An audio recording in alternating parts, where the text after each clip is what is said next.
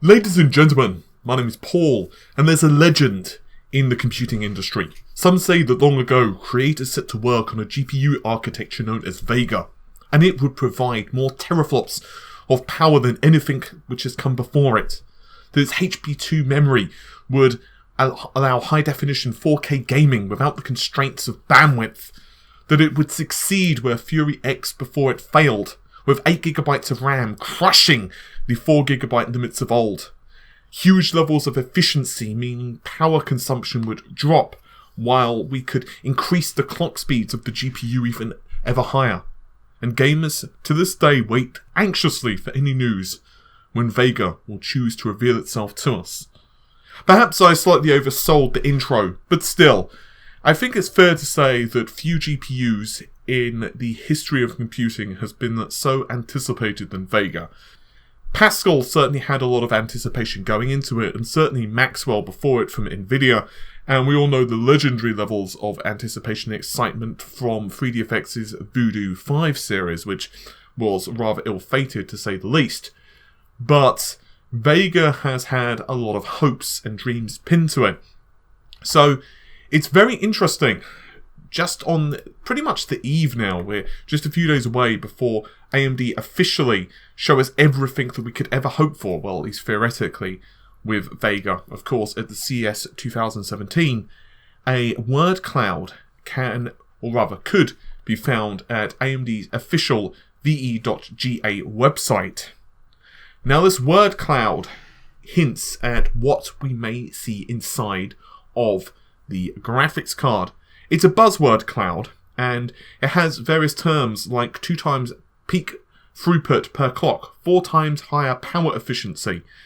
It says next generation computer engine, draw stream bidding rasterizer, VEGA NCU, which we're assuming stands for next compute unit, high bandwidth memory controller, and 512 terabytes of virtual address space. And VEGA is said to feature 8 times the capacity of stack, which we're assuming is compared to HBM1.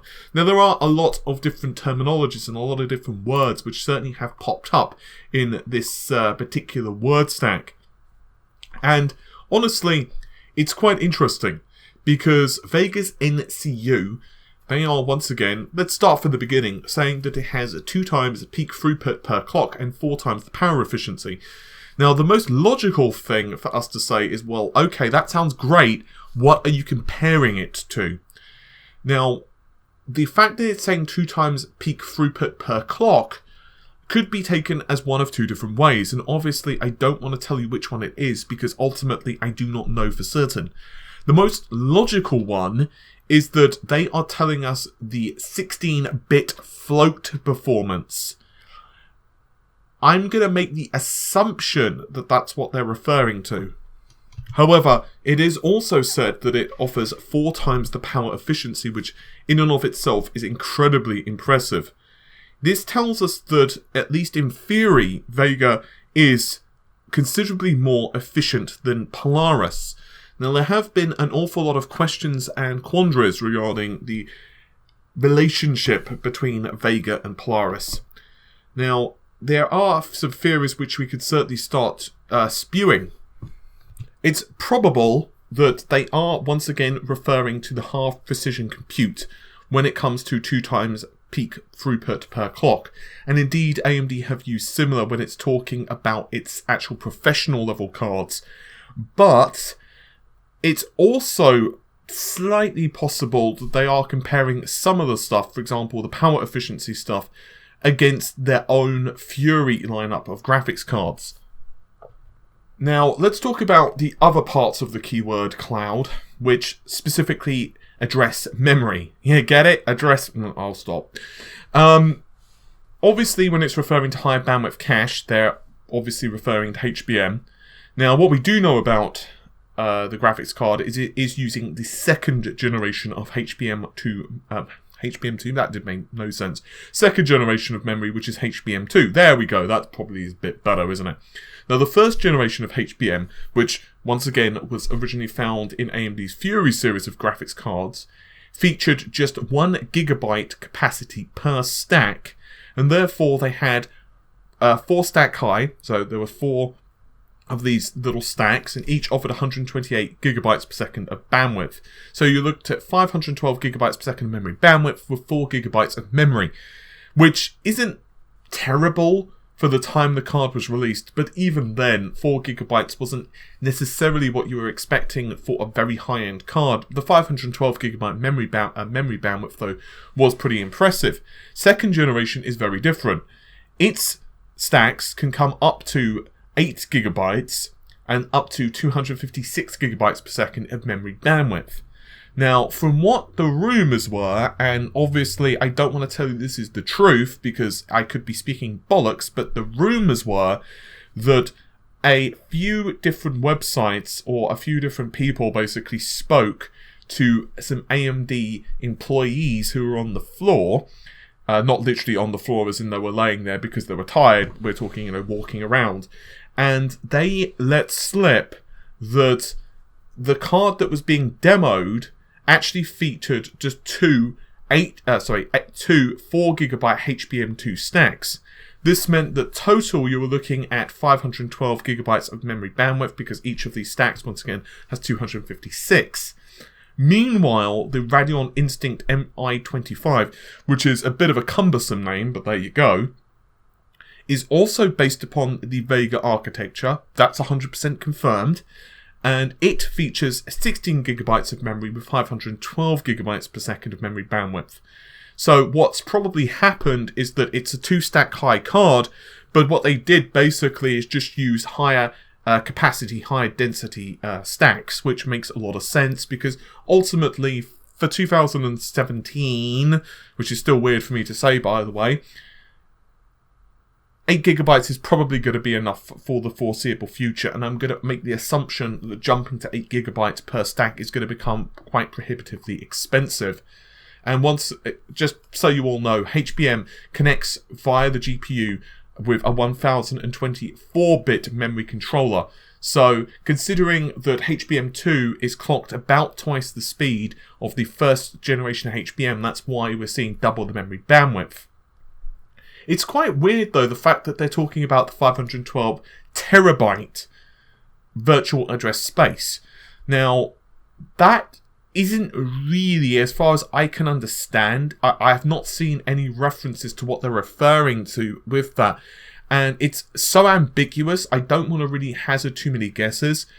It's possible that that's going to be, swapping data in and out of the cache somehow or another. But how the virtual memory works, are they referring to possibility, your card can possibly handle this stuff, or it does, and how does that work? I have no idea. So I really want to know that. But anyway, so Vega, of course, we've seen a couple of demos for, one of which was demoed officially, one, well, not so officially. What we do know is that the high-end models obviously will have HBM2, while at least the rumours have it that there will also be a GDDR5X or R5. I'm just going to call it for this video R5 or R5X. Now, it's quite weird because the demo of the graphics card, which was reported to be using Vega, which was running Doom, performed about 10% faster than a GTX 1080. Now, there were a couple of caveats, and I was not very popular when I pointed out these caveats, both by AMD and NVIDIA users, but I'll speak my mind and people can deal with it. So the first caveat is that Vulkan does definitely prefer AMD graphics cards. That's just the nature of it. So there is definitely a slight performance advantage of AMD doing that. On the other hand, the negatives against the card were as follows. One, the drivers were crap, from what I understand. And I don't mean that in a harsh way, as in AMD's drivers are crap. I mean they were unoptimized. From what I heard through the grapevine, they were incredibly unoptimized to the point where they were basically just Fury drivers. So they had no optimizations whatsoever for the newer architecture.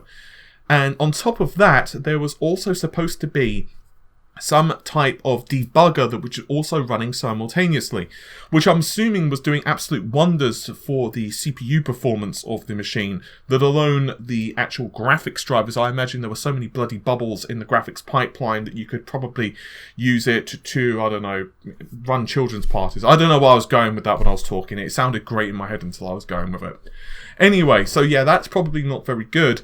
And on top of that, we don't know how close the silicon is to final retail.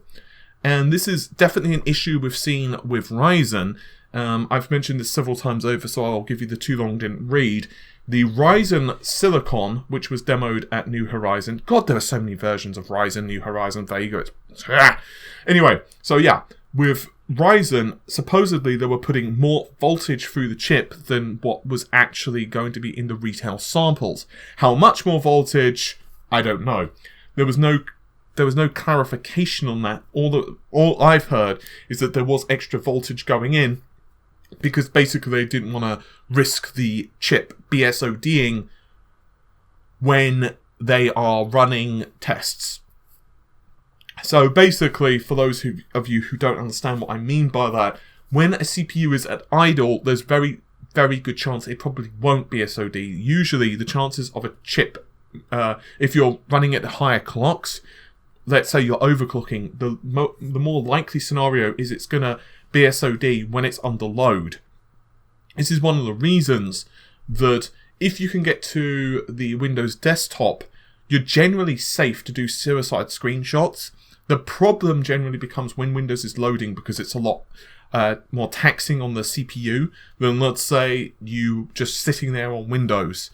And naturally, if you're running something like Blender and you're putting the CPU at 100% load, which basically AMD were doing, that's when there's a good possibility that the wheels are going to fall off while you're hurtling down the track. So what they basically did is try to nullify the chances of that, and they obviously succeeded by putting more voltage through. That brings us to Vega, and we don't know what the state of the silicon was.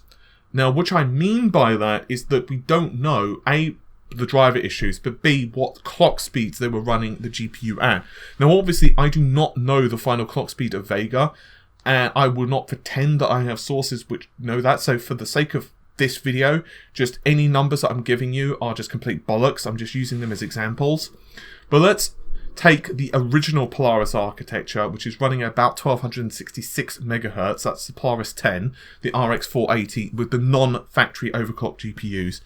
And let's give AMD the benefit of the doubt and say that they managed to put on about 20% extra clock speed. Obviously, I don't know they will do that, but let's even say about 10 to 20%. So let's, for the sake of this video, say that the final clock speeds for Vega 10 for the high-end flagships is going to be around, let's call it 1600 megahertz. I don't know what the final clock speeds are, but let's just say they're 1600 megahertz. Let's assume that there's a possibility that they were not confident in the silicon production levels they had. They might have only had them at 1450 megahertz. Now that is an assumption, and therefore I mostly am going to be focusing on the performance of Vega when it comes to the driver issues, rather than the possibility that the clock speed of the GPU wasn't running at, well, you know, the final clock speed. And I also have a feeling they were definitely running frame rate limiters and a few other bits and bobs on the GPU. So what we do know is that the demos they've shown off thus far aren't necessarily indicative of the final performance of the GPU, and that definitely goes for Doom. And that's why, although I'm pretty impressed with the 10% of Doom, I kind of expect that. I would have been disappointed, to be honest, if it had not outperformed the GTX 1080. And the other final part is that it kind of depends on the pricing. Now, we all know about the 16-bit float for Vega. In case you don't know, I'll give you the quick synopsis, although we did go to it in exhaustive level of detail in the PS4 Pro analysis video.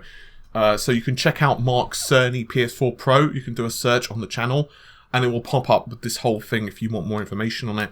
But basically, it's to say that if you're running half floats on the architecture, it will basically be able to do two of them in the same time as a full float, so a full precision float, which is very impressive. But it's something, well, not very impressive. It's something that GPU manufacturers have been working for some time. Now, from what I understand from Mark Cerny and a few other leaks, there are some other architecture changes which have been implemented inside new versions of AMD graphics cards, which we can once again assume to be VEGA. Basically, this comes down to wavefronts and the occupancy of the occupancy of the GPU. Now, this gets a bit kind of technical, so I'll give you the very too long didn't read. Basically, when a GPU gets sent data, be this, let's say, graphics data, compute data, it doesn't matter. It has schedulers which will take the data requests, or rather the processing requests from the CPU, and then a scheduler, will, I guess, issue the commands across multiple ALUs, across multiple SIMD units across the GPU. In the very basic example I'm going to give you, we're going to talk about one compute unit inside of the GPU, a single compute unit.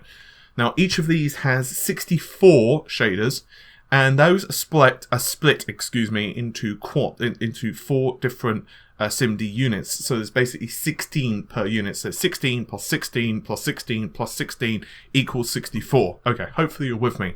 So basically, if you've read any developer documents from, let's say, Naughty Dog or whatever, a lot of the time they'll talk about on the PS4, which is one of the reasons it's kind of interesting to read about console development. They talk quite often about wavefront occupancy on the GPU.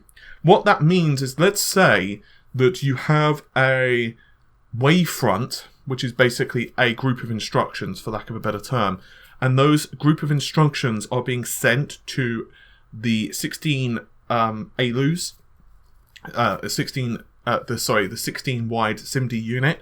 But let's say that you only have 8 instructions on that particular moment to send. What happens is that the other 8 ALUs, so you've got 8 which are being used, the other 8 are doing bupkis, they're not being used. Now, in reality, the higher the performance of your GPU in terms of 100% maximized, in other words, the fewer bubbles in your graphics pipeline there are, the better, because that means that the GPU is working as close to 100% as possible. Now, obviously, if you're playing like an old game, for example, you're playing the original Unreal, that means nothing because, well, it's so old, who cares, right? If you're playing something that is demanding, let's say Doom 2016 or whatever, especially at high resolutions and everything else at like max, that makes a difference, because what starts happening then is you're essentially crippling your computer. Well, you're not, but the application itself is. Now, from what I understand, and once again, this is a rumour, there's a bit of a difference. What happens in NCU, which, remember, is a supposed new architecture inside of VEGA, it actually is much more efficient at scheduling work across it. So, for example, it will be able to, I guess the best way of putting it is that it will be able to match instructions based upon the occupancy of a particular ALU. Of course, most of the stuff, unfortunately, is a lot of rumours and a lot of speculation. My gut feeling, however, is that VEGA is going to be a lot faster than what AMD currently have out there, because ultimately they don't have a high-end solution. My problem with VEGA is never AMD in isolation. It's always, how is it going to compare when it comes to NVIDIA? Now, we do know that there is that clock which is counting down for NVIDIA's own CES event. We can only presume they're either going to show the Pascal refresh, which we know they are working on, because, well, A, there's been a couple of quite well-known leakers which have said they are doing it. B, they have nothing else, because it goes Pascal, then Volta, but Volta is not being released for quite some time. And I don't think, no matter what they do, no matter what products they release for Pascal, the current Pascal, there's enough out there to really compete long term if AMD really managed to ramp up VEGA. But that said, it all comes down once again to the beautiful things known as pricing, versus competition. And right now, AMD have made a lot of strides in being competitive. One of the big examples I can use is Relive, which is their Crimson Relive, which is their new driver suite. I've often said one of the big advantages NVIDIA have had up until recently was the fact that shadow play existed. Now, that's not a huge deal if you don't do much capturing of gameplay, but if you do, NVIDIA were just the better option. Unless you have a separate capture rig, it was just a lot easier to use shadow play. But now with Relive, that's no longer the case. And AMD, you could see them appealing to streamers at the New Horizon event. They constantly banged on about streaming and, gaming and, all of this stuff. And it's obvious that's because they know that that's an area that they kind of lacked in before. And AMD's drivers as a whole have made some really significant leaps over the past several months. And I've said it before, and I'll say it again and again and again. The drivers which were released originally for the Polaris lineup, specifically I'm going to focus on the RX 480 for a moment, weren't bad, but they weren't optimized to the levels they should have been. Now you're looking at about 5 to 10% extra performance for 4 different games. Anyway, I could talk a lot more about the tag word cloud, and we could start doing a lot of analysis on it, but I don't think it's worth doing because, for example, we've talked a lot about primitive shaders before in the PS4 thing, but what is next generation compute engine? What is rapid packed math? What is draw stream binning rasterizer? Now, I could do a lot of research and possibly start putting something together, but it's possibly going to be somewhat inaccurate. So I would say for this, it's probably better to wait until AMD officially announce this stuff. But I am very interested. You have tickled my interest, AMD. Ultimately, is it going to be worth it? Who's going to win CES 2017? Well, tune back in about 3 days' time. Anyway, hopefully you've enjoyed the video. I'm going to see you all soon. Take care of yourselves. Bye for now.